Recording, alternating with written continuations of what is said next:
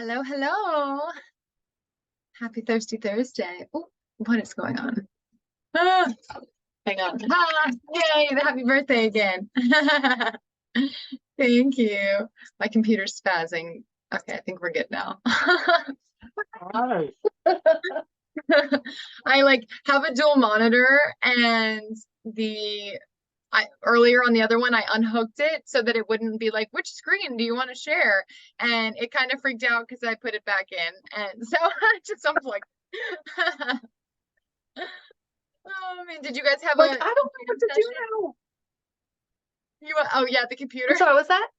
I said, did you guys have a little worship jam sesh? We did. Yes. Actually, we almost was like, oh my gosh, it's Bible study time. Oh my goodness. We Oh. almost missed it. Oh man, well I'm glad you made it. I was like a minute late because I was having technical difficulties. For some reason, because it's a recurring Zoom and it didn't pop up, so I edited it, and then after I saved it, then it was there for me to start. So strange, but happy it worked. And we might there's a handful of people who couldn't come earlier who might hop on Bible study. So we're just going to go ahead and get started. And if they hop on, then they're just going to join the fun. Sounds like a plan. Alrighty. All right. So we are in chapter 11 of John this week. And we are going to do 11 and 12. So I have some questions for discussion throughout. But I'll go ahead. We'll do the kind of rotation of reading. Are you guys both good reading this week? I'm good. He is gonna have a little trouble seeing that print. He usually goes off his phone. Okay. Because the print in this one is really, really, really small. He can't see it. Got you. No worries. All right, then we'll go back and forth. Okay. All right. So, for chapter 11, verse 1 through 16, talking about the death of Lazarus. Now a certain man was sick, Lazarus of Bethany, the town of Mary and her sister Martha. It was that Mary who anointed the Lord with fragrant oil and wiped his feet with her hair, those whose brother Lazarus was sick. Therefore the sisters sent to him, saying, Lord, behold, he whom you love is sick. When Jesus had heard that, he said, this sickness is not unto death, but for the glory of God, that the Son of God may be glorified through it. Now Jesus loved Martha and her sister and Lazarus.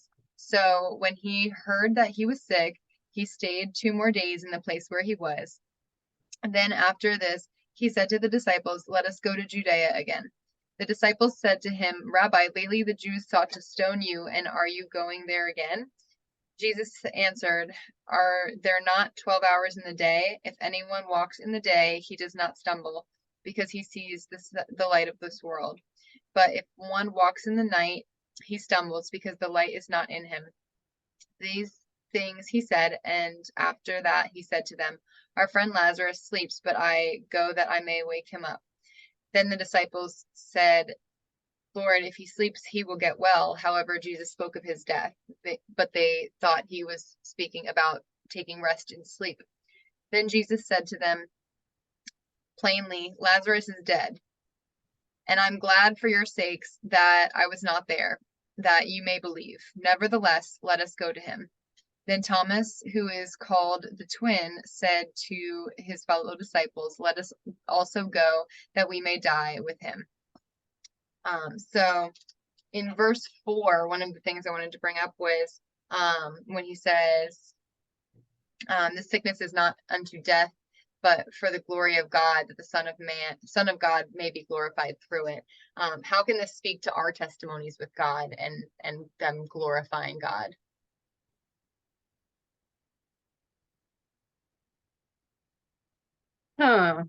That's a good question. You actually have me stumped. This is the first one you got me stumped on.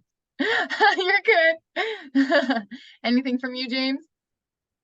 Not at this time. That's okay. I'm actually stumped too, I'm not going to lie. You're good. But you've done it. I knew it was coming. I knew it was going to happen, but you stumped me. Finally. Oh, this is actually, no, I'm serious. I'm stumped and I'm...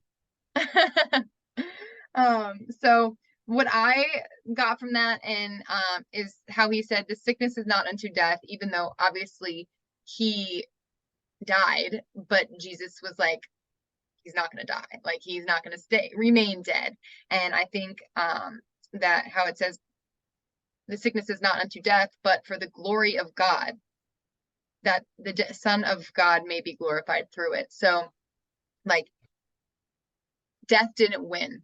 And so because of that, the Son of God was able to be glorified, and therefore God able to be glorified through Lazarus dying and being raised. So I feel like for us, like being dead to sin and then being born again and waking up and all of that, I feel like is also like a way that we can kind of share kind of our version of being dead. You know what I mean? That is a really good point of view I didn't even think of, but no, that was really I'm good. starting to think my Bible studies aren't as good. I doubt that. They are. Trust me, she attends them. What Good too. when are yours? Usually we do it Sunday morning before we go to church or Saturday. Okay. Is it on YouTube?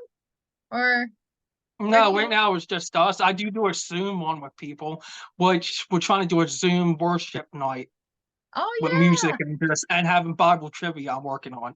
Oh, which- that's awesome. You're, obviously invited. It's in the Yes. message I sent you the other day. I know you haven't got to it, but yeah, I was Oh. telling you that. Oh man, I'm the worst. No, well, you're good. You're good. Everyone get gets there. caught up. Life is hectic. I know, especially with the birthday, I have to go on Facebook. I have so many messages and posts that people saying happy birthday. So I'm like, that's tonight. I was like going through all of them and saying thank you. Mhm. But I can't Uh-huh. wait. That's gonna be so much fun. Right. Yes, no, I think we're all gonna have a lot of fun with Yeah. that. Yes, definitely.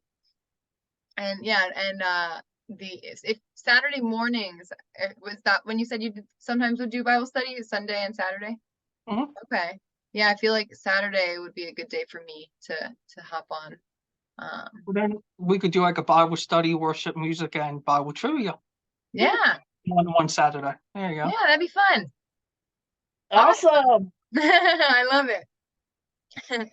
And then so the other one I wanted to focus on was in verse 6, when it says, so when he heard that he was sick, he stayed 2 more days in the place where he was. Do you think Jesus was like aware of the severity of Lazarus's condition and he purposefully stayed those 2 days? Yes, Yeah. I think it was more to prove a point. I was like, that he knew Mhm. what he needed to do to prove a point. Yes. Yeah. Definitely. Yeah. And then in verse 8, when he says, or when the disciples said to him, Rabbi, lately the Jews sought to stone you, and are you going there again? If we are to walk more like Jesus, do you agree that sometimes we are going to have to walk among people who might want to stone us? Yes, Yes. absolutely.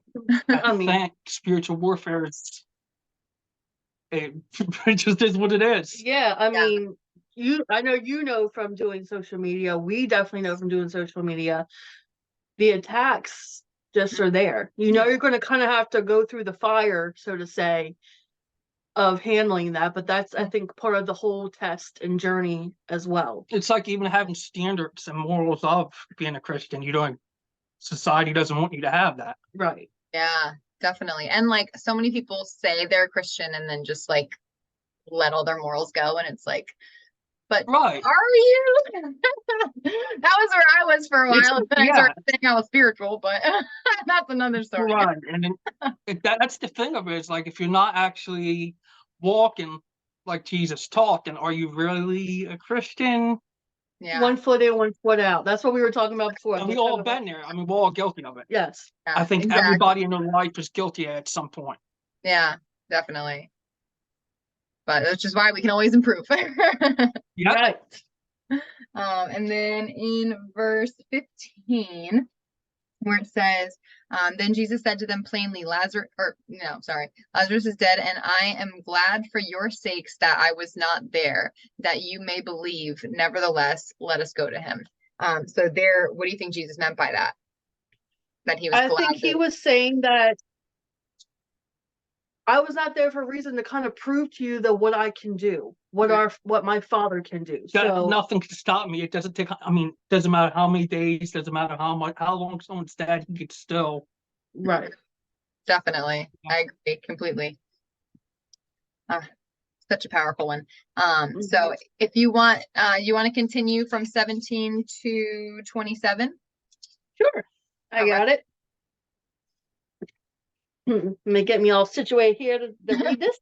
Perfect. All right. Now when Jesus came, he found that Lazarus had already been in the tomb for 4 days. Bethany was near Jerusalem, but about 2 miles off. And many of the Jews had come to Martha and Mary to console them concerning their brother. So when Martha heard that Jesus was coming, she went and met him, but Mary remained seated in the house. Martha said to Jesus, Lord, if you had been here, my brother would have not died. But even now, I know that whatever you ask from God, God will give you. Jesus said to her, your brother will rise again. Martha said to him, I know that he will rise again in the resurrection on the last day. Jesus said to her, I am the resurrection and the life. Whoever believes in me, though he die, yet shall he live. And everyone who lives and believes in me shall never die. Do you believe this? She said to him, yes, Lord, I believe that you are the Christ, the Son of God, who is coming into the world. Yes. I love that. So in verse 21, when she says, Lord, if you had been here, my brother would not have died. Do you feel like Martha? Do you ever feel like Martha and like have you ever blamed God for something, like if you had been there, like this bad thing wouldn't have happened, right? But he's always there, and sometimes those bad things need to happen. Yeah, I think we've all had that. Again, yeah. Past time, back in the days of drinking and stuff, I was always like that. I was rebellious and was angry. Yeah. At God. But the truth was most of the situations I was in was my fault. Yeah. Not his. Exactly. Yeah, it's our choices, right? Right. We have to take accountability for our choices, and then we need to listen to him. Yeah, because he that's the next speaks to us, we just don't listen. Exactly. Definitely. And then in verse 25, when Jesus said to her, I am the resurrection and the life. He who believes in me, though he may die, he shall live. How does that make you feel? Like that section for me is just so like heartwarming. It's comforting. Yeah. Yeah. Definitely. That's the best way to put it. It is comforting, like a big hug. You know that he's got you. You're good. You believe in him. You're good, and you don't have. That's all that matters. Right. Yeah. That's the only thing that matters. Exactly. Definitely. Yes, and then verse 27 just kind of really highlights, even though she was kind of, angry and blaming him, she still completely believes in him, where she said, yes, Lord, I believe that you are the Christ, the Son of God, who has come into the world. So even though she's like seeing something that is really horrible and she doesn't see a way out because she can't fathom what he's about to do, she still believes in him. So I think that's also beautiful. And then, so I'll keep reading from 28 to 37, where it says, and when she had said these things, she went her way and secretly called Mary, her sister, saying, the teacher has come and he is calling for you. As soon as she heard that, she quickly arose and came to him. Now Jesus had not yet come into the town, but was in the place where Martha met him. Then the Jews who were with her in the house and comforting her, when they saw that Mary rose up quickly and went out, followed her, saying, she is going to the tomb to weep there. Then, when Mary came where Jesus was and saw him, she fell down at his feet, saying, Lord, if you had been there, my brother would not have died. Therefore, when Jesus saw her weeping, and the Jews who came with her weeping, he groaned in the spirit and was troubled. And he said, Where have you laid him? They said to him, Lord, come and see. Jesus wept. Then the Jews said, See how he loved him. And some of them said, Could not this man who opened the eyes of the blind also have kept this man from dying? And so in this section, one of the things I wanted to point out again is how, just like Martha, Mary said the same exact thing. Lord, if you had been here, my brother would not have died. So really just like blaming him, being doubtful of what he's about to do for them, right? And then in verse 35, I love that it highlights it's in like literally this is a sentence, just Jesus wept. Like even That though is one of my favorites because you see emotion. You Yeah. hear the emotion of Jesus. Yeah, that's one of my favorite. Definitely. Yeah, completely. Because like even though he is the Son of God, he can do these things. He's about to raise Lazarus up from the dead. He still has emotion, like you said, and really like felt it. Like he didn't just like have an emotion and like bottle it up. He felt it. He wept for his friend who He had died. knows exactly how we would feel. That's the amazing part. Yeah. And it's like God has emotions. I mean, we were created after God. I mean, he obviously has emotions. Hmm. Yeah. That's how I feel about it. Yes, completely. And then in verse 36 to 37, where it says, Then the Jews said, See how he loved him? Could not this man who opened the eyes of the blind also have kept this man from dying? I feel like it's almost them like coming at him, like kicking him while he's down, you know? Mm-hmm. And like how do you feel like it kind of fired Jesus up even more for this resurrection? Like, hang on, I'm just mourning with my friends here. Let me just show you. Right. Yeah. Yeah, like yes, let me do this for you, but just wait. It's gonna be better in a second, you'll see why. But let's just do this for the moment. Yeah. Don't count it out yet. Don't count me out yet. I got you. And I kind of feel like we've all done that in life at some point too. That's the funny part. Yes, Mm-hmm. we have. Definitely. All right. So then we'll keep on going from 38 to 44. Do you want to go ahead and read that one? Gotcha. All right.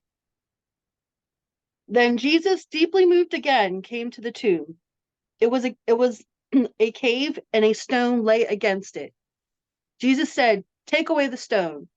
Martha, the sister of the dead man, said to him, Lord, by this time there will be an odor, for he has been dead 4 days. Jesus said to her, Did I not tell you that if you believed, you would see the glory of God? So they took away the stone, and Jesus lifted up his eyes and said, Father, I thank you that you have heard me. I knew that you always hear me, but I said this on account of the people standing around, that they may believe that you sent me.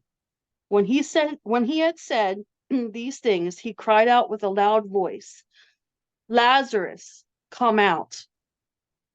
The man who had died came out, his hands and feet bound with linen strips, and his face wrapped with a cloth. Jesus said to them, Unbind him and let him go. I love that. So in verse 39, when it says Jesus said, Take away the stone, and again Martha's kind of doubting him, right? She's like, but it's gonna smell like he's been dead for a while, right? And like I feel like anyone would react that way, like no matter how much you believe, you're like, are you sure about it? Right.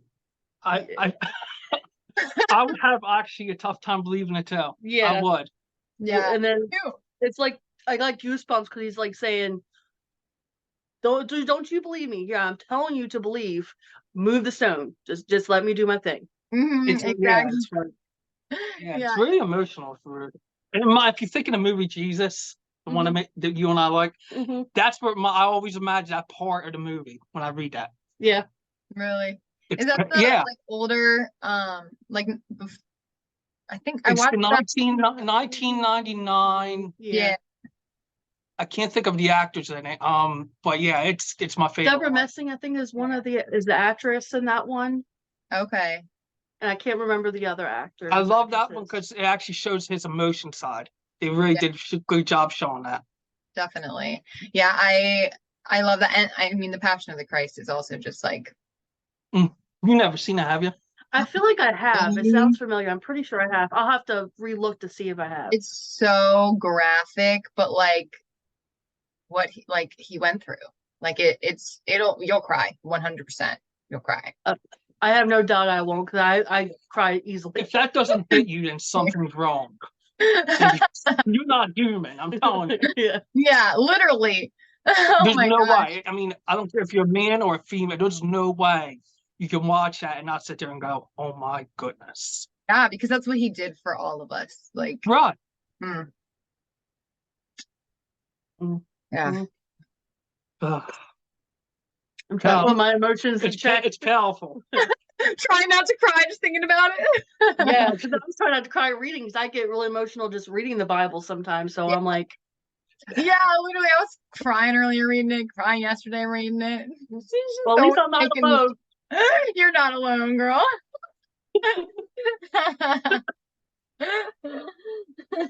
And then where were we? In verse 40, when Jesus said to her, "Did I not say to you that if you would believe, you would see the glory of God?" Would this question kind of help solidify the miracle you're about to see? Like it just like calm the doubt that we were just saying we probably would have.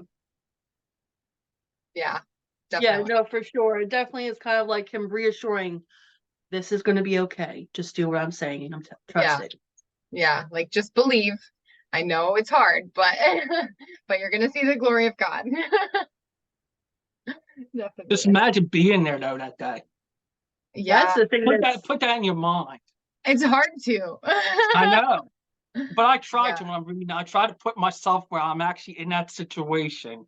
Yeah, Hmm. That's how I like to read. That's Yeah. exactly how I like to read. The other day when I was put on my grandma's glasses, her reading glasses, I literally felt like I was in the book. It was so funny.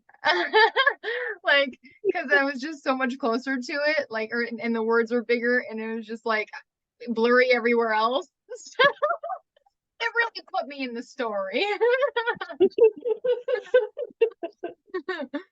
But in verse 41 to 43, when it says,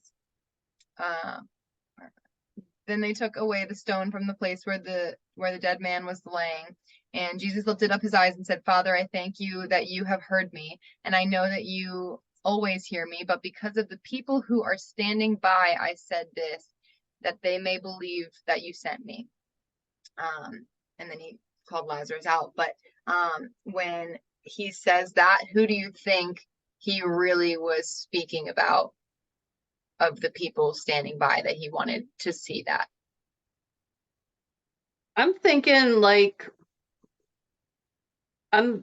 everyone around there, like Mary and and any other that are around, anyone that may have doubts in it. I think that was just for them. Anybody that still questioned or had doubts about him, that should have been. Definitely. I think even too, like the Jews, the Pharisees, like, because even though it's going to cause more controversy, it's like you can't negate what I'm doing here. Like, Right. oh, you have eyes, you have to see what just happened, like, but they were blind. They were so blind. Which is funny because it's always like actions speak louder than words. Yeah, And they're there seeing it, but they're still doubting it. exactly. It's They crazy. don't believe their own eyes. They Or don't something. believe around. Yeah. Yeah, exactly. So it's unbelievable, honestly, for so much of it, because a lot of it, it's like, okay, here's this prophecy that you literally live by, and you're like, one day he's gonna come. And then when it's literally unfolding in front of you, you still don't believe it. Like, it's just, It's hard to imagine. it is. It actually, I mean, I know it's true. I believe it 100%. And then it's like, even when it's going to happen, it's going to be like, Well, even if I think about this day and age, if it would happen, even though we just say we already know that it's supposed to happen, Yeah. and even in this day and age, I would like kind of questioning until I saw, because I'm like, you can say it all you want. I Mhm. need to see, but once I see, then I'm like, okay, you're for real. Yep, I've definitely believed. But the Yeah. fact that they are seeing and seeing and seeing, but yet they still can't. well, that's our sinful minds that stop us. It's true. Mhm. Very true. Yeah, definitely. All right, so then we'll go from verse 45 to 57. Then many of the Jews who had come to Mary and had seen the things Jesus did believed in him, but some of them went away to the Pharisees and told them the things Jesus did. Then the chief priests and Pharisees gathered a council and said, "What shall we do? For this man works many signs. If we let him alone like this, everyone will believe in him, and the Romans will come and take away our place and nation." And one of them, Caiaphas, being high priest that year, said to them, "You know nothing at all, nor do you consider that it is expedient for us that one man should die for the people, and not that the whole nation should perish." Now this he did not say on his own authority, but being high priest that year, he prophesied that Jesus would die for the nation, and not for the nation only, but also that he would gather together in one the children of God who were scattered abroad. Then from that day on, they plotted to put him to death. Therefore, Jesus no longer walked openly among the Jews, but went from there into the country near the wilderness to a city called Ephraim, and there remained with his disciples. And the Passover of the Jews was near, and many went from the country up to Jerusalem before the Passover to purify themselves. Then they sought Jesus and spoke among themselves as they stood in the temple, "What do you think? That he will come to the feast or not?" Now both the chief priests and the Pharisees had given a command that if anyone knew where he was, he should report it, that they might seize him. Sorry. Sometimes a lot of talking does that to me. Well, not enough oxygen. But so in verse 48, when it says, "If we let him alone like this, everyone will believe in him, and the Romans will come and take away our place." So like they have such a problem with people believing in him. But do you think they're speaking, like the Pharisees are speaking from faith or fear there, that the Romans are going to come and take away their place? Fear. Definitely. Yeah. Yeah. Yeah. So much Yeah, fear. it's like, I dropped my bookmark. Definitely fear. I think they have an ego and they're afraid of, losing power or whatever the case may be, but they're afraid. Definitely. Well, and like, you what? I said, or they were afraid it was true. Yeah. I mean, Definitely. Either way, yeah. And like where it says that if we leave him like this, everyone's going to believe in him, because they didn't want to lose that power. They wanted to be the ones that were believed in, which is so crazy. Kind of mimics our society these days. that's what I was going to say. Exactly how it is in today's world. I mean, We didn't learn from the past, apparently. it was like, No. it's right to telling us what we shouldn't be doing, and we're doing it. Literally. Like, it's crazy. Yeah. It is. And then the other area I wanted to focus on in verse 56 through 57, when the people had said, "What do you think, that he will not come to the feast?" And now both the chief priests and the Pharisees had given a command that if anyone knew where he was, he should report it, and that they might seize him. So do you think it's a little hypocritical for them, where like they were so mad at Jesus for healing on Shabbat and like a holy day, a holy event, but they're like, we can have a manhunt on the Passover feast because it's Jesus. We need to stop him. Like, Yeah, I was like, I didn't even think of it that it's way, kind but of- yeah, it's just I've never actually thought about it like that either. It's that's crazy. it's like, well, you can't do it, but this is for good reason. So, we have exceptions. And to again, that it goes rule. back to what we do today. You guys can't do it, but I can. exactly. Yes. My dad and I were just talking the other day about how like with like drug overdoses and stuff, it's like, oh, like you guys are overdosing on heroin and all this bad stuff. Oh, that's horrible. But then like the rich people are like snorting coke and all that stuff. And like, Yeah, it's or like, there are scandals of fraud and all that, and you're like, yeah, okay, good. Yeah, you can judge me when you don't do it. Okay. exactly. Yeah. They judge each Yeah, other I mean, for something completely different, but they're doing the same exact thing. yeah. It's just because the only difference is they have money, so if they hide it better, I guess. That Yeah. or they feel like they're invincible. For Yeah. some reason, Yeah. money But makes people feel invincible. give to Caesar what is Caesar. Give to God what is God. Yes. All right. So let me see. First. Yeah, okay. So then we'll go ahead. Do you want to continue on in chapter 12, verse 1 through 8? Sure thing. All right. 6 days before the Passover, Jesus therefore came to Bethany, where Lazarus was, whom Jesus had raised from the dead. So they gave a dinner for him there. Martha served, and Lazarus was one of those reclining with him at a table. Mary therefore took a pound of expensive ointment and made from pure nard, and anointed the feet of Jesus and wiped his feet with her hair. The house was filled with the fragrance of the perfume. But Judas, oh, I'm going to mess this up so bad. You're good. Iscariot, I don't know if I said that correctly. Iscariot. Iscariot, okay. Thank you. I was like, I'm waiting for a Got word to pop up here. I'm going to mess up. That's all right, though. That's the part of Bible study. One of his disciples, he who was about to betray him, said, why was this ointment not sold for 300 denarii and given to the poor? He said this, not because he cared about the poor, but because he was a thief, and having charge of the money bag he used to help himself to what was put into it. Jesus said, leave her alone, so that she may keep it for the day of my burial.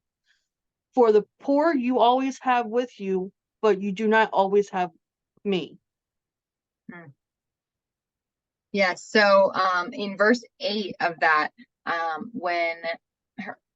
verse 5 was the first one.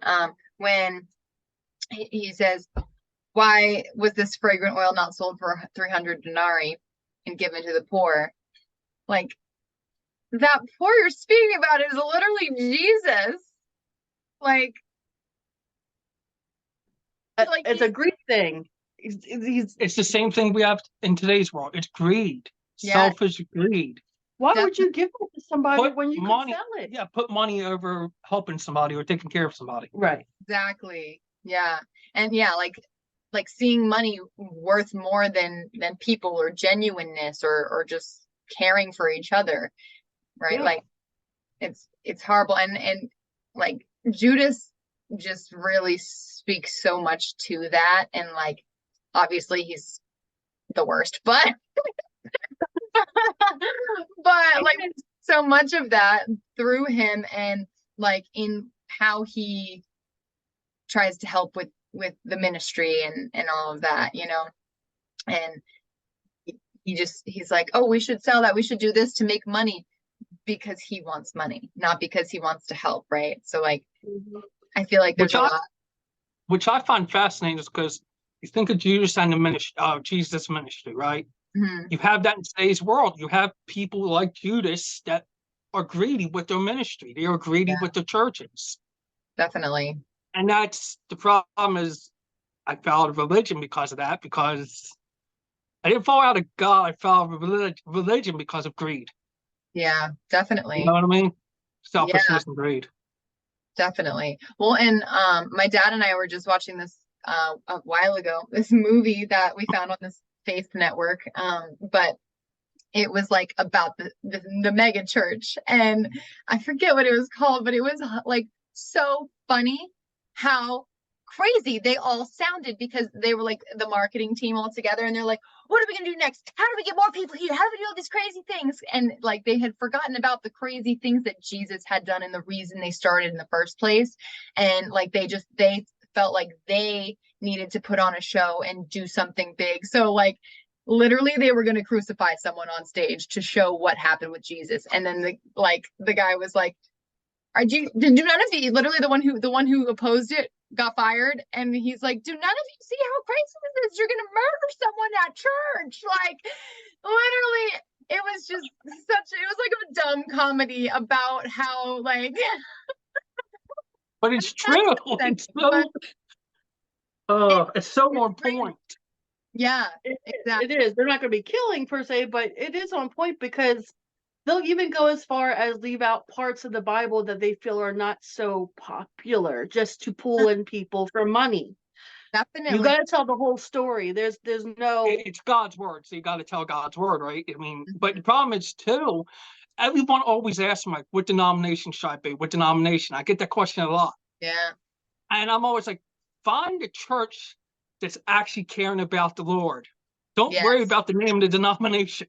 Yeah. Trust me, you can walk into every single one and they're all going to be different. Just find the one that actually cares about the community, the people, and worshiping. Yes. And are welcoming. Yeah. Yes. Yeah, definitely. Mhm. So important, because like we've talked about it before, like church hurt and like not feeling welcome, and like letting that get in between your relationship with God, because those people aren't actually living through his word as an example of his word, you know. And I think that's so sad, because it's so common, like how we talked about the 1 foot in, 1 foot out. Like there's plenty of churches who every single person there is just going because it's their routine, and they don't actually live by it. They don't like want to get closer to him. They don't like and I mean I was there, like, you know, and I like for a lot of my life, and it's sad that it's just like we get into these habits, and like that's not something you just put on a schedule and be like, okay, check, did that, check, you know, like Right, exactly. Like I did my hour, I'm good. Now the rest of the week, I don't care. exactly. I mean, that's kind of what it is. I mean, I went to a church, came outside one day, and a guy's on his cell phone calling a female inappropriate name. And I'm like, you just walked out of church and you still on a church parking lot. Okay, so obviously you weren't there for the right reason, sir. Literally.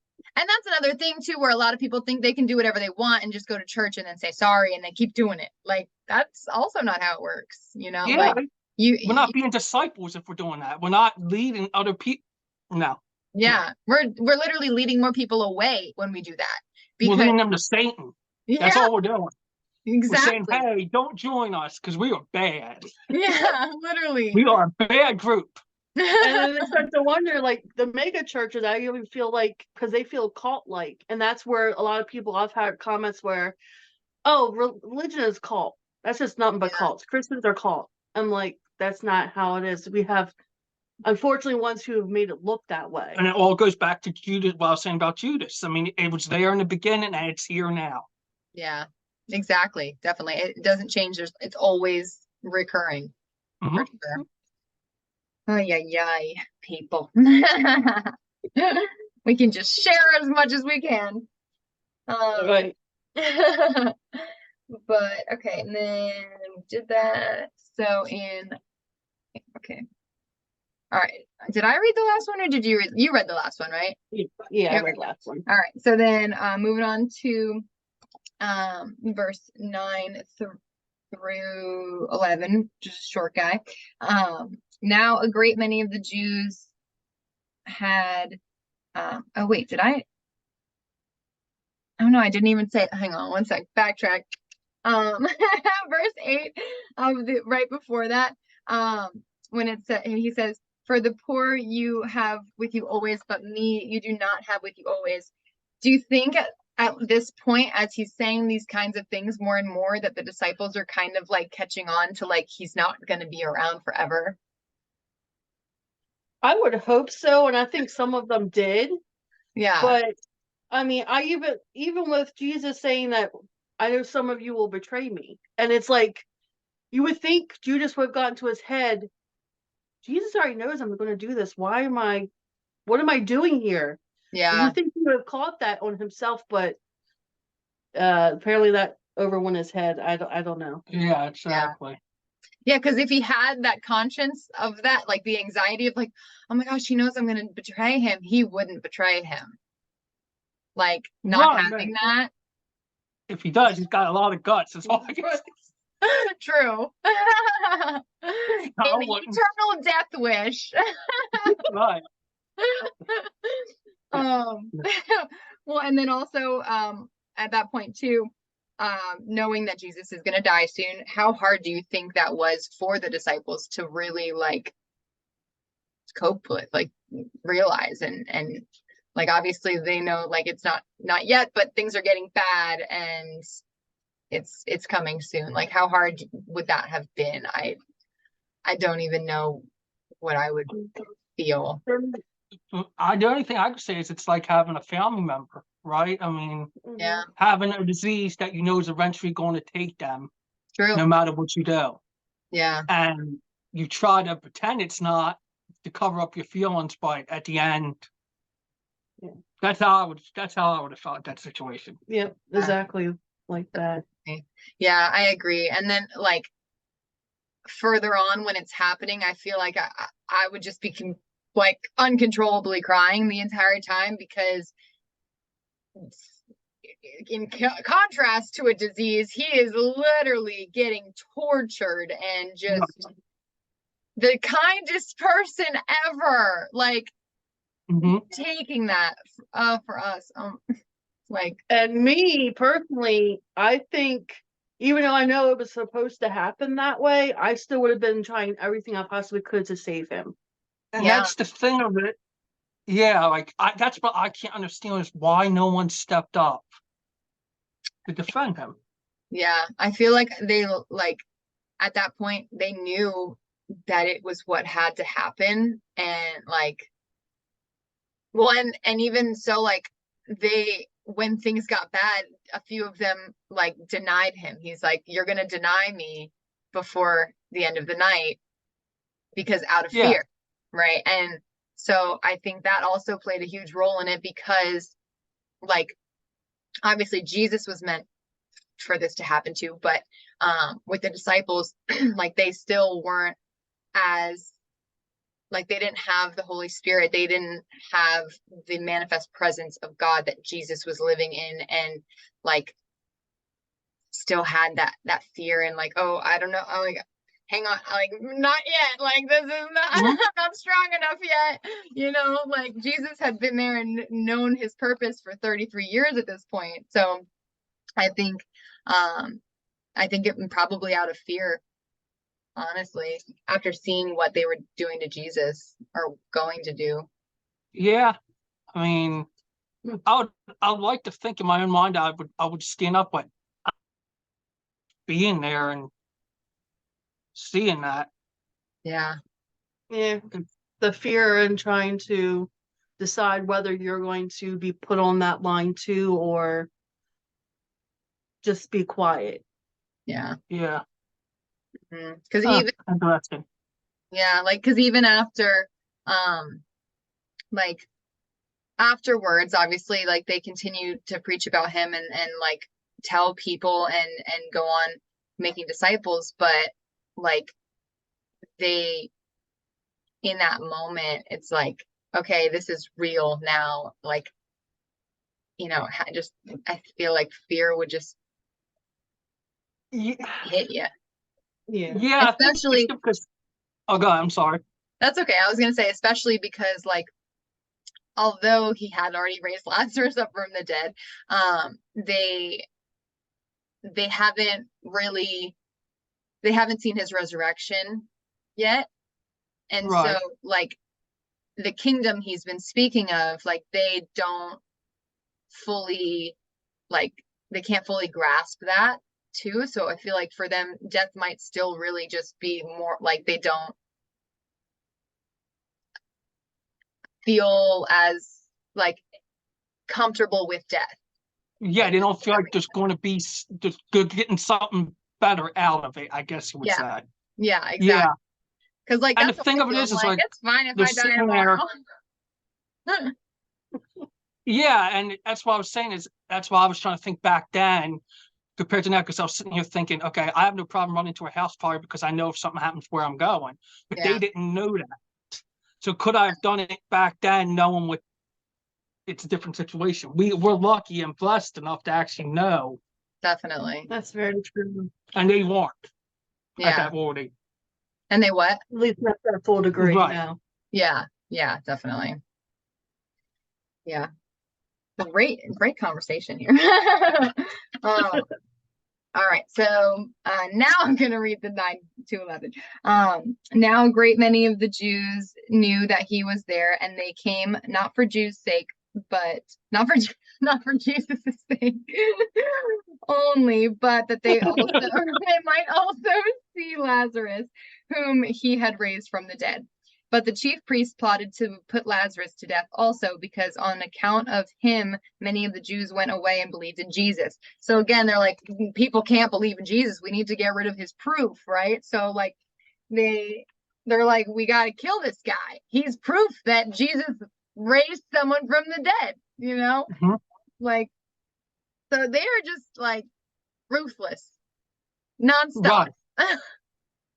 They don't care about like, and that's the crazy thing too. Like how that Goofy movie we watched about me and my dad, where like they don't care if they have to kill someone. They want it their way, right? Like, Mm-hmm. and that goes against scripture. Like they're Right. taking it out the window to get their way. Yes. Yeah, I know using God's word to try doing it. Exactly. Yeah. It makes no sense. No, it's oh man, There's so many things wrong with that. it is. Seriously. So then I'm gonna read again 12 to 19. The next day, a great multitude that had come to the feast when they heard that Jesus was coming to Jerusalem took branches of palms and went out to meet him and cried out, Hosanna, blessed is he who comes in the name of the Lord, the King of Israel. Then Jesus, when he had found a young donkey, sat on it, as it is written, Fear not, daughter of Zion, behold, your king is coming, sitting on a donkey's colt. His disciples did not understand these things at first, but when Jesus was glorified, then they remembered that these things were written about him and that they had done these things to him. Therefore, the people who were with him when he called Lazarus out of his tomb and raised him from the dead bore witness. For this reason, the people also met him, because they heard that he had done this sign. The Pharisees said among themselves, You see that you are accomplishing nothing. Look, the world has gone after him. So in this one, I wanted to highlight the verse 16, when it says, his disciples did not understand these things at first, but when Jesus was glorified, then they remembered that these things were written about him and that they had done these things to him. So do you think things were really starting to click as he's fulfilling prophecies and all of these things are coming to fruition? Like, Yeah, I think it was starting to hit them. Yeah, definitely. I mean, at that point, if it's not, then we have more issues. Yeah, I don't think if it was by that point, we wouldn't have this now. Yeah. It had, yeah. So True. Yeah, they knew from the beginning that he was fulfilling the prophecy, right, and all of that for sure. But I think for them, like, they were so excited to have Jesus with them and as a friend, and so I feel like this is definitely stuff's getting real. You know, like okay, we know this is almost the end. Like, he's going to be gone soon, right? And then in verse 19, where it says, the Pharisees said among themselves, You see that you are accomplishing nothing. Look, the world has gone after him. Why do you think the Pharisees are so upset at the world following Jesus? Because they're not going to follow him. They're not going to go there. Yeah, exactly. Exactly. They're like, they're accomplishing nothing. The world has gone after him. Like as if they had to do something, and like they are so self-righteous that they're like, we need to accomplish something among all of this. And the only one who needed to accomplish anything was Jesus. Yeah. Crazy. And we still would live that way in this life. It just, Seriously. All right. And then do you want to go ahead and read verse 20 through 26? Sure thing. Thank you. You're welcome. Now among those who went up to worship at the feast were some Greeks. So these came to Philip, who was from Bethsaida. I was going to say that. I was like, maybe I'm wrong. In Galilee, and asked him. don't worry if you mess up a word. Yeah, I know. You know, that's how you learn. Yeah. Sir, we wish to see Jesus. Philip went and told Andrew. Andrew and Philip went and told Jesus. And Jesus answered them, the hour has come for the Son of Man to be glorified. Truly, truly, I say to you, unless a grain of wheat falls into the earth and dies, it remains alone. But if it dies, it bears much fruit. Whoever loves his life loses it, and whoever hates his life in the world will keep it for eternal life. If anyone serves me, he must follow me, and where I am, there will my servant be also. If anyone serves me, the Father will honor him. Beautiful. Thank you. You're welcome. I stumbled over, but I got through. You got it. I'm always stumbling over stuff. But in verse 23, when it says the hour had come that the Son of Man should be glorified, how do you think they felt hearing that? Like the hour had come. Like we knew it was coming, but like now it's the hour. Like this is it. It's here. It's arrived. Yeah. Like if you've ever been nervous for something, like public speaking or something, I know it. I don't get like nervous. that. Oh no, liar. No, but yeah, it's oh man, yeah, I mean, because your nerves get more and more wrecked the closer it becomes to that, event or whatever the case may be. So, yeah, imagine they probably were like, anxiety was through the roof. Yeah, definitely. I know I would be. Oh yeah, I could just feel my heart racing just thinking about that. Yeah, literally. And like I feel like my heart would just sink too, like anxious but sad at the same time, like a weird combination of the two, and like not knowing how to handle it. It'd be like the worst case of anxiety and depression you can imagine. Yeah. At the same time. Yeah. And like Andrew had a lot of stress throughout, like with John being in prison and everything. So like he I bet that all just came flooding back for him. Like, oh my gosh. And then in verse 24, when it says most assuredly I say to you, unless a grain of wheat falls onto the ground and dies, it remains alone. But if it dies, it produces much grain or much fruit, your version said. What do you think this visual refers to as he says that?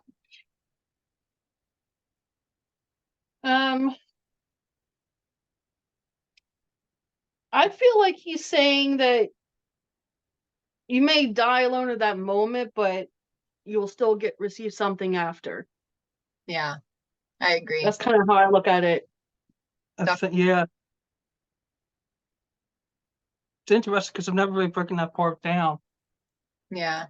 That's why I like Bible studies, because you find something new to break down. Yeah.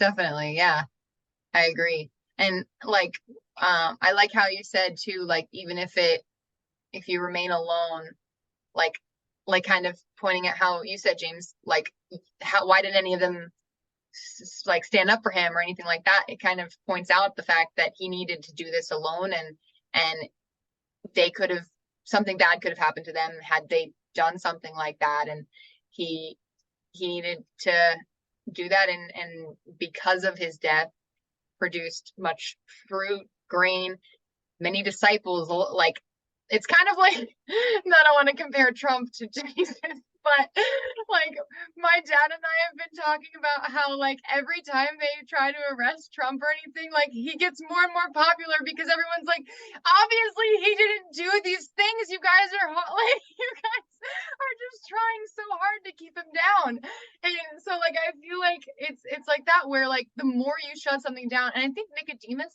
said something along those lines too, where sometimes seeds that are trampled like make the most flora or something like that, where like if you try to shut it down, he's gonna have more followers, because obviously you're shutting it down for a reason, right? That's actually very interesting, because anytime you try to stop something, even in today's world, you try to stop something, it just gets bigger. Yeah. People don't. So It's think about it. If they try to stop us from having our worship, we'd probably get a bigger group together and be like, all right, come on. You think you're gonna stop this? Let's bring some more on. It would bring a confidence, ego, you ain't stopping me kind of motivation. Yeah, definitely. You know? like we're not gonna stop. We love Jesus, and we don't care what you say, what you do. We're gonna keep talking about it. Exactly. Definitely. And then in verse 25, when he says, he who loves his life will lose it, and he who hates his life in this world will keep it for eternal life. Have you ever like pictured what hell would be like if it was just like your worst day on earth on repeat? Because that's kind of what it's like says in my mind. Like, that's kind of what I gathered from it. If you hate your life in this world, you're going to keep it forever. Like, you're just going to keep repeating the worst thing ever in this world. Right. It's like the movie Groundhog Day, but Yes. you wake up to the same thing of misery every day. Literally, I like that. That's how I would feel. I don't want that. If I have to think some of the worst times of my life. That's why I was like, I started to think about that, and my heart started jumping. Like, no, I can't do that. Anxiety and depression hit. Yeah, exactly. Praise God that we won't have that problem. right. Amen. Oh, seriously. Well, and it's crazy. The other day, my dad was saying, he's like, I feel like Biden's just living in his own hell, because all the things that he used to be against, he's like a senile old man, and they're making him say that he's for all these things. And like, honestly, it could be like a weird version of hell for him. Like, it could, and it's sad because one, they're taking advantage of somebody, and two, they're playing him like a puppet. So literally. I mean, I don't support politics play because it's all a mess anyway. But right. It's just so much on that level. Just so many things wrong with it, and that's kind of like, if you want to find every kind of sin going on, unfortunately, look just in that situation, you'll probably find it. I'm trying to be nice about Biden. I'm trying. Okay. I'm talking about that. I'm just talking about politics in general. Oh, it's a mess. It's definitely again back to give to Caesar what is Caesar and God what is God. Yeah, definitely. I know. I was just saying that the other day to myself, like, about like kind of respecting Biden, even though it's craziness, and politics in general, because like I keep seeing like the F Biden signs and all that stuff, and I'm like, you are literally cursing him, cursing the person who runs our country. Like, you are making things worse, and you don't realize it. And like, regardless of your feelings, like, he is in charge of our country. Like, the respect for presidency has just completely been lost in the last like handful of presidents. Yeah, it's sad. It's not what it was. It's not what it was. Yeah, like if the president comes to your town and is like in a parade, people aren't like, "What, like people are like, oh, there's traffic, like you know, like Mhm. they just complain Yeah. And it's about it. worse now because we have social media, Yeah. so people can just say whatever they want. Yeah, Literally. people become more what's the word I'm trying to Gutsy? Yeah, that's another word for more gutsy when they're behind a keyboard. And Oh, yeah. unfortunately, they're more I don't know, they have more of courage to say things that one shouldn't say. Yeah. And and two, have no business even talking about it anyway. But Yeah. Good old So- social media. That's another event we get into. yeah, We'll Yeah. save that for next Bible study. Right. That's a whole nother can of worms. right. All right, and then we did verse 25. Yeah, so do you want to read 27 through 36? Or wait, you just read, didn't you? Yes, I did. Yeah, okay, I'm gonna read then. Okay. After We'll we go talk for a back while, and I watch forget. this, and they'll be like, "That's not what." You're right. It's okay. It's all good. It's All all right. right. I'm enjoying myself. Right. Good. Now my soul is troubled, and what shall I say? Father, save me from this hour. But for this purpose I came to this hour. Father, glorify your name. Then a voice came from heaven, saying, I have both glorified it and will glorify it again.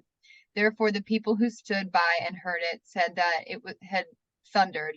Others said an angel had spoken to him. Jesus answered and said, This voice did not come because of me, but for your sake. Now is the judgment of this world. Now the ruler of this world will be cast out, and I, if I am lifted up from the earth, will draw all peoples to myself. This he said, signifying by what death he would die. The people answered him, We have heard from the law that the Christ remains forever. And how can you say the Son of Man must be lifted up? Who is the Son of Man? Then Jesus said to them, A little while longer the light is with you. Walk while you have the light, lest darkness overtake you. He who walks in darkness does not know where he is going. While you have the light, believe in the light, that you may become sons of light. These things Jesus spoke and departed and was hidden from them. So in this, I wanted to point out, and I love when Jesus is praying and said, now my soul is troubled for what he is afraid. He knows, like, just as much as like maybe the disciples would be afraid, like Jesus is getting that, like, okay, my time's coming. Like you said, you get more nervous the closer it comes. And it's like, okay, this is it. This is what I've literally prepared for my whole entire life. And like, it would just be so overwhelming for sure. But Yeah. Yes, because it's not something simple. yeah. And what also is interesting is that it's not something, it was fast. They had time to think about it. So think about responding to like a call, right? Or a house fire. You don't have that amount of time. But they Yeah. had time to sit there and he had time to sit there and actually think about the consequences. Yeah. For years. I can't imagine that. I don't know if I could do it. That's a heavy burden, in my opinion. Yeah. That's a heavy burden. It's incredible. Because it's easy to let your anxiety like start spiraling and like dwell on that. And so really fighting that his entire life, knowing what he was gonna have to do is so shows so much strength and comfort through God, for sure. I couldn't imagine having that anxiety in my mind, knowing what's going to happen for 33 years straight. Yeah. And then knowing it's coming to happen, and it's not something as simple as giving a speech. You're going to die. Yeah. You're going to suffer. It's not something simple. It's not like, and you're going to be tortured and Yeah. wow. It's amazing. Yeah. And then when he says in verse 29, and the people who stood by heard it, and some said that it thundered, and others said an angel had spoken to him. I wanted to say, like, how does this kind of show like an example of our interpretation or relationship with God, like now, but also back then? Like how some people heard thunder and other people said an angel had spoken. I mean, yeah, it's about interpretation, but I feel like you just don't know that. Some people might have said that they heard angels speaking, but it might have been that's what they wanted to hear Yeah, also. true. Or it could have been the other way around, that the people only heard thunder because they wanted to deny what they actually heard. Yeah, So that's another way I think of looking at it as well. It goes back to the sinful mind. Your mind is what determines what you're. yeah. I think also like the people who like two things it made me think of two things. Like in the Polar Express, when like if you bleed, you hear the bell, right? Like so that Love it. the people who believed in the truth that of I just what want to that give her a high angel was five now. saying. You what? Yeah, it's virtual high five. But the people who believed heard the angel, and the people who maybe not believed, but just doubted and feared, they heard thunder, because I feel like thunder is more of like an angry response, like that, and like Mhm. so that's kind of what I got from that, and definitely the bell. Oh, that's great. Glad you guys like that one. Yes. Absolutely. We'll have to keep that Yeah, in I our love back that. pocket. Yes. Yeah. Love it. Love it. And then in verse 30, same kind of thing when Jesus said, "This voice did not come because of me, but for your sake." So like almost to comfort those people who did believe and who did hear that voice, which I think is really cool. And then in 35, when he says, when it says, "Then Jesus said to them, a little while longer, the light is with you." So like obviously he is the light that he's referring to, and they've only got him for a little while longer. But then it says, while you have the light, believe in the light, that you may become sons of the light. So kind of foreshadowing the fact that they're going to have the Holy Spirit and be able to be the light as well, and I think I love that part, because I feel like Yeah, it's a powerful. Yeah, it's powerful.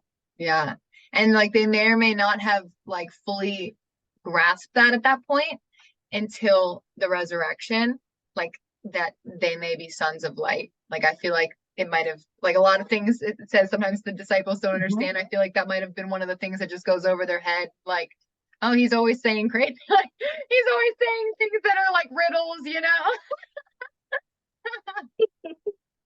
but yeah.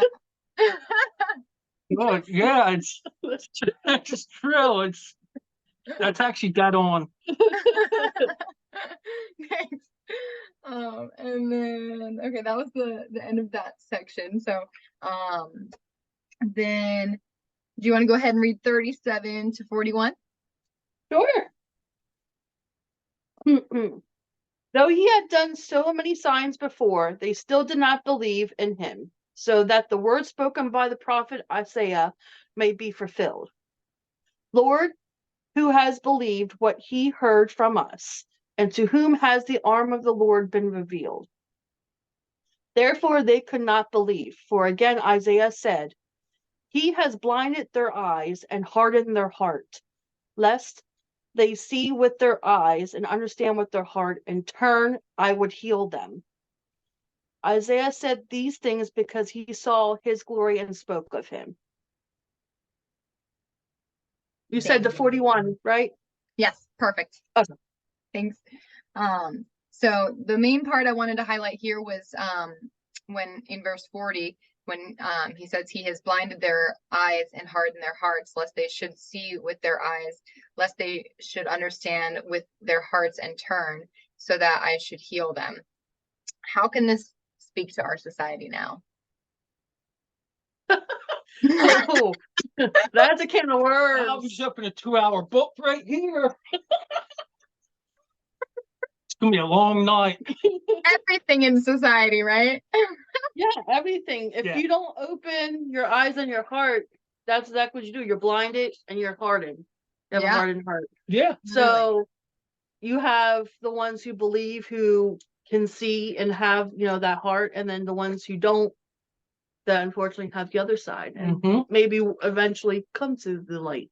Yeah, we pray. And the sad part is, like, and I like how you said with the hardening, like focusing on hardening your heart, and like, I feel like with the whole self-care culture and all of that stuff, one of the biggest things I see is like, set boundaries, don't let people, and it's like a negative version of that, and like all of the things that are good, but it's like set boundaries and cut people off, and like leaving things unhealed and keeping your heart hardened, basically, and like pushing people away. And I feel like that is definitely like one of the big things with the hardened of hearts thing that spoke to me, because that's dead on. yeah. And it's kind of like the opposite, like my pastor was it last week? Yeah.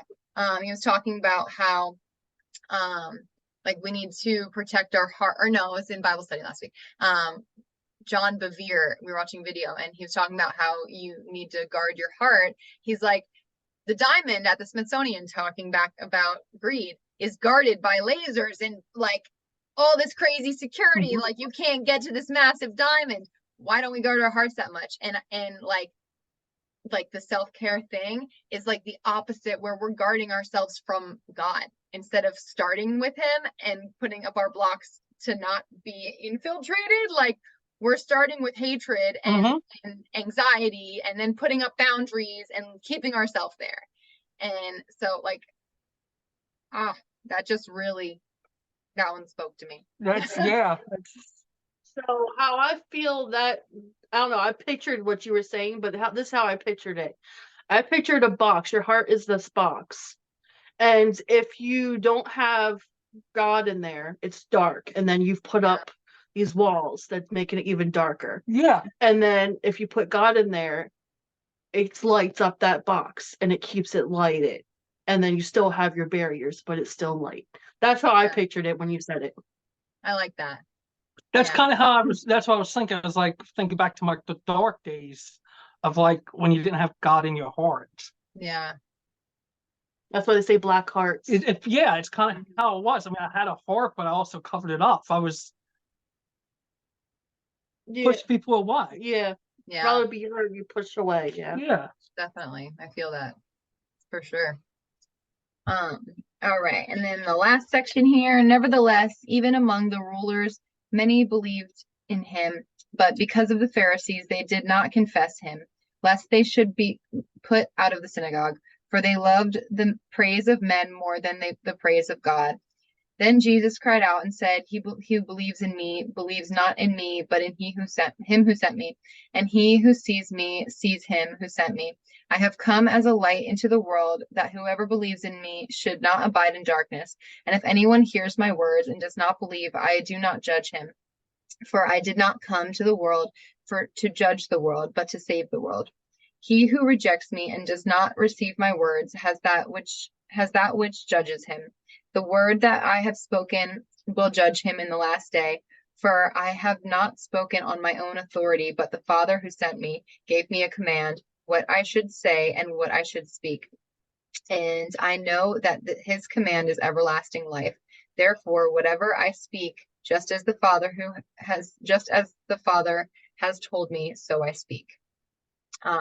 So the areas in this one, I really wanted to focus on 42, that beginning one. It's so sad how like Nicodemus, multiple like of the Pharisees did believe in him, but they literally, it said they loved the praise of men more than they loved the praise of God, and they feared that because of their egos, how they would be cast out of the synagogue. They would lose their title, they would lose their power if they were to believe in him fully. And I just think that's so sad. Like you are in the presence of the person who you have been praying for your entire life, you know it, but you still won't do it.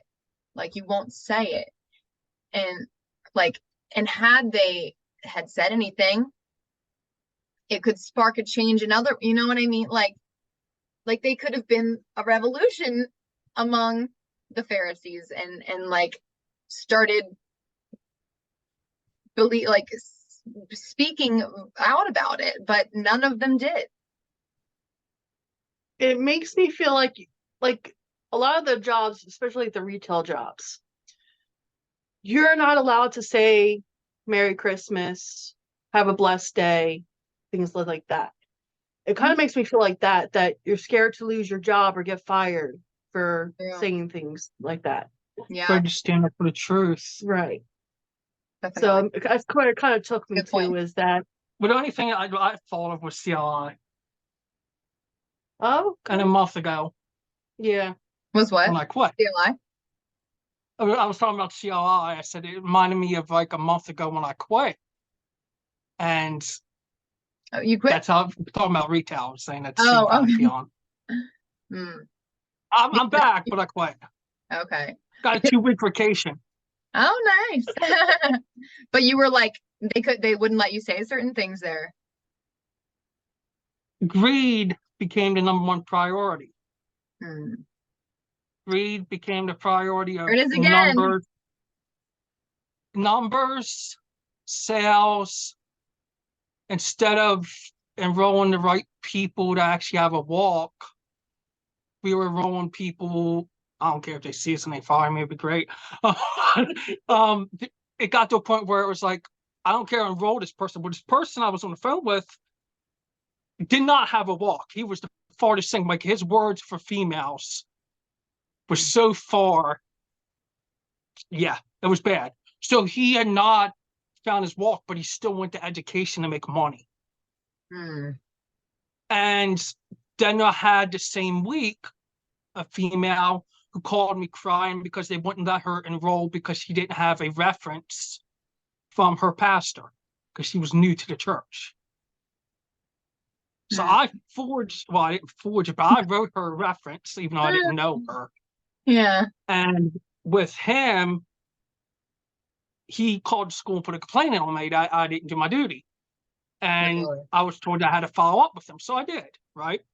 So the next day, it was about 5 a.m. You were home? Yeah.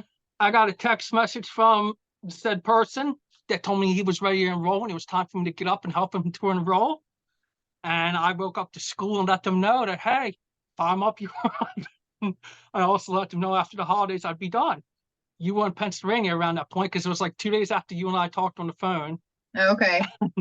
I just got tired of the greed. Oh, that's so sad.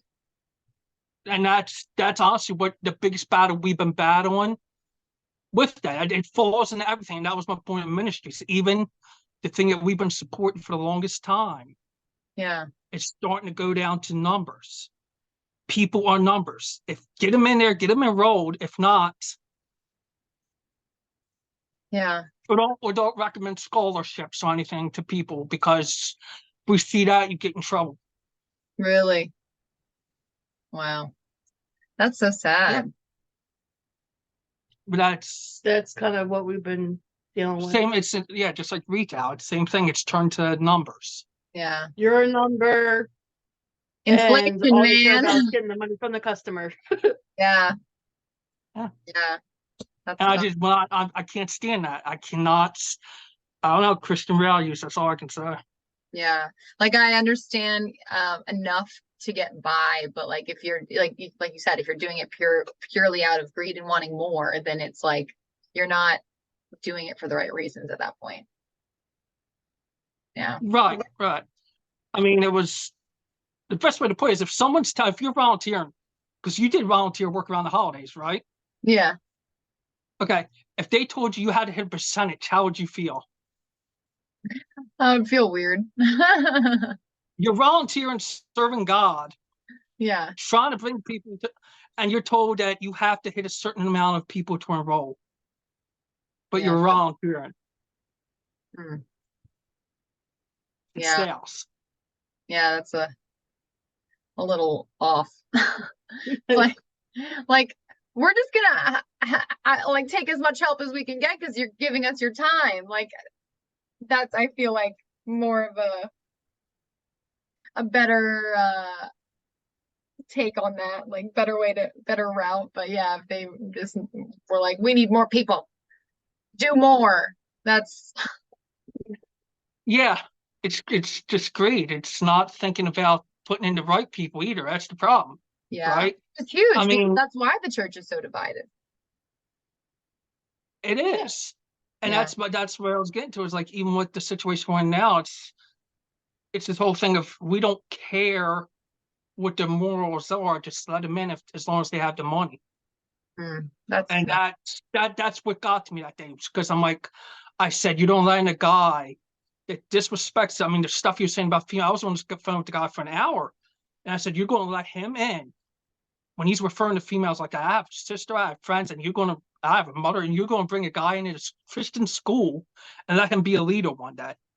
yeah. And I mean, that's where I stood the my ground. only So I'm You won't let the girl in because she doesn't have A one reference. endorsement letter. yeah, that's silly. And that's what caused me that day to say, okay, I'm on vacation. I'm taking a vacation. The whole team got a vacation. Yeah, thanks to him, we all got a vacation.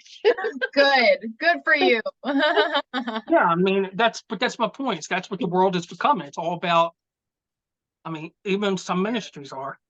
Yeah, it's sad. Definitely. Yes. And yeah, more Judases. Yes. No one watches Bible study. We went to presidents. We went into We went a lot. I know. so they go Bible. And we're not even, who knows what else we're going to talk about, because we're almost done. We're not there yet. Anything can happen. Well, that's the thing, is like so many things today apply to Yeah, things that you should or should not do. It's right here. It's all in here. literally, all right here. Yeah. Yes. All right. So then in verse 47, when it says, "Then if anyone hears my words and does not believe, I do not judge him, for I did not come to judge the world, but to save the world." How can we live more like Jesus through that verse? And like how Jesus felt towards the Gentiles and people like that.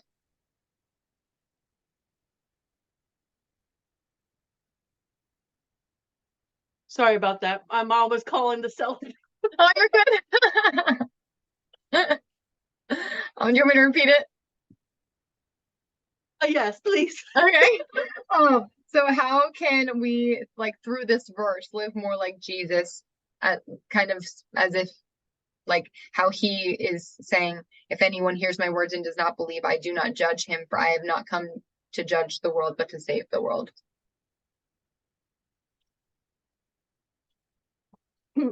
I think right there, you automatically got the first thing is we shouldn't be judging, because Jesus did not judge. Yeah. Anything to add? I'm trying to think of like the word I was trying to say. No, it's like, yeah, because I think that's the number one thing. A lot of people judge on everything, even Christians judge other Christians. Don't judge. Just follow the book. The book will tell you what you need to do and how to walk like Jesus. Just follow the book. Yeah, definitely. And like how if we do live as an example and don't judge, we can also help save the world, like, which I think is cool. We like superheroes, but like if some, like, typical situations where someone would be against the other person or judge the other person, like, we have that opportunity to be counterculture and like surprise them with happiness and like with non-judgment and all of that. So I think definitely, like, that's a big one for sure. And And lifting people up instead of judging. And do what? I said, and lifting people up instead of judging them. Yes. Bring them out of the darkness and sin.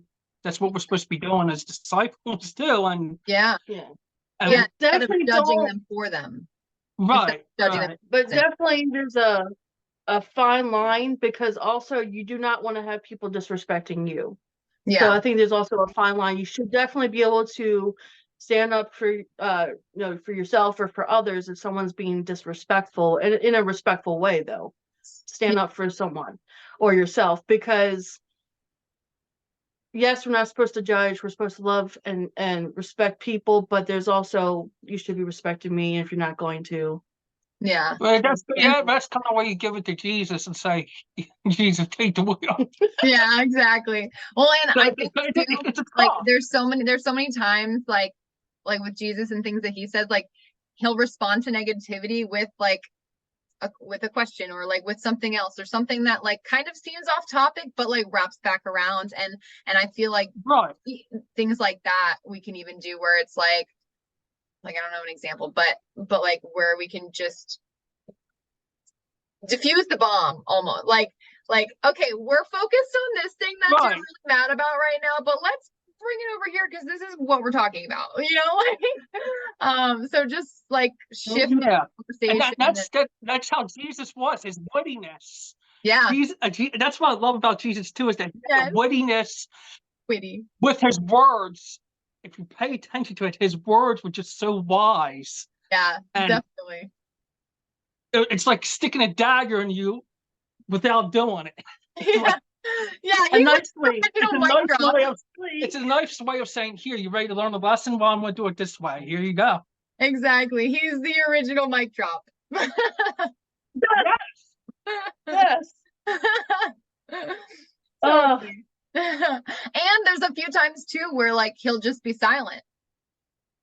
Like or ignore the negativity and continue with his positive conversation. Like I think when he was healing the paralytic man that had been lowered down, like the Pharisees were at the window and like they had to repeat themselves because he just completely ignored them. Like Block there's them out. yeah, exactly. Like literally block out the negativity and then like compose yourself and then answer. You know. Totally. Jesus was the man. He really was. No, he was. If that's what I was saying the other day, the thing I did, I was saying that if you want to learn how to be a real man, follow Jesus. Literally. If you follow the way Jesus was, you would be a real man. Yeah, he's the bomb. Bomb.com. Yes. All right, last section here. So in verse 49, when he says, "For I have not spoken on my own authority, but the Father who sent me gave me a command, what I should say and what I should speak, and I know his command is everlasting life. Therefore, whatever I speak, just as the Father has told me, so I speak." I feel like at this point, like he is so in God's presence and like this is what he was put there to do. Like every single thing I say, every single move I make is going to be him through me. And I think it's a really cool example again with living more like Jesus of like how we can do that too, of like, okay, I'm going to live through me, basically. Like please come and live through me, do what you want to do with my life, right? Like that is such a powerful statement. Mm-hmm. Yeah, it's very powerful, and it's definitely something I think more people need to realize. Yeah. And I think if they focused on that, Mm-hmm. it probably would make their life a little bit better. Or Yeah. a lot better, depending on where they are in their life.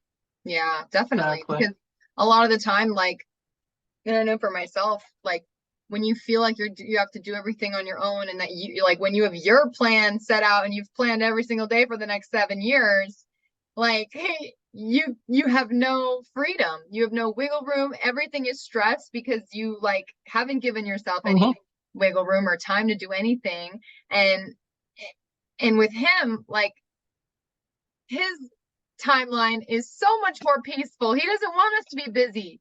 He wants us to be in his word and have a relationship with him, and that's it. Right, exactly. Dead on. Right. That's the main thing. Everything else is just, bonus or Everything is our plans. Yeah. It's us trying to dictate what we think we're going to do, and then it goes to the AFib or the roller coaster ride. I mean, that's what it is. When you try to do your own thing, Yeah. he just pulls you back to where he wanted you to go. Exactly. He's like, no, stop. We're going this way.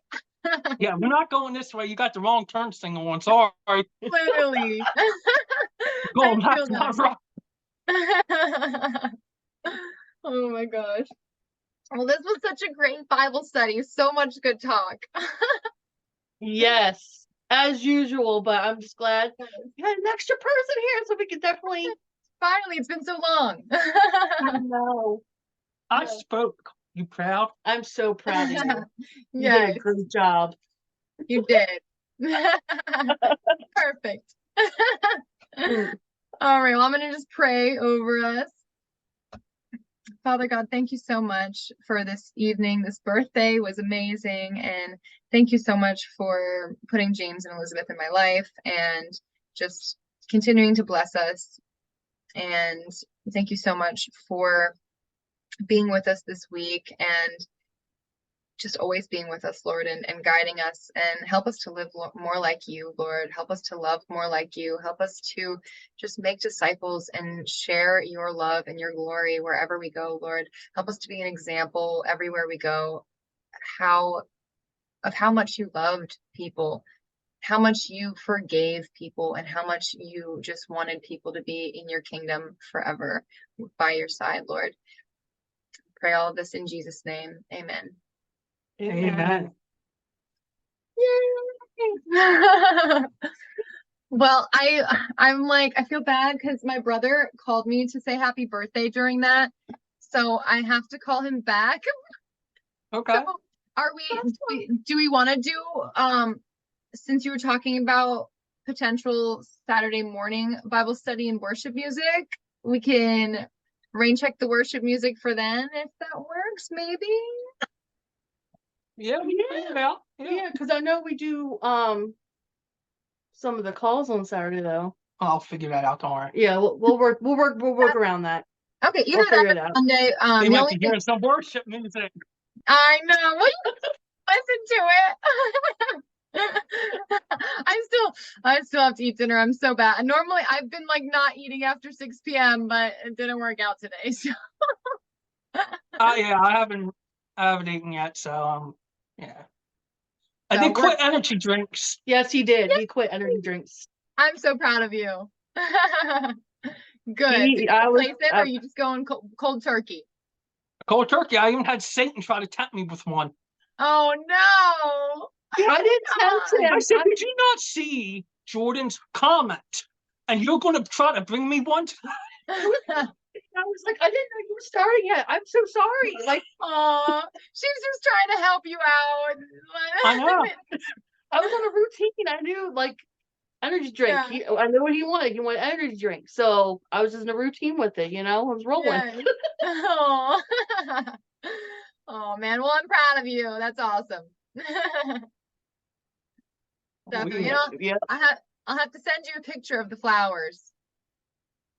Yes, because he showed me what they're supposed to look like, and I was like, that is awesome. I didn't know they made I things know. like that. What? Said. And it was so funny because my uncle's calling me now. It was so funny because my friend literally was like, maybe someone will make you a cake today. And I was like, yeah, maybe. And then a cake of flowers showed up.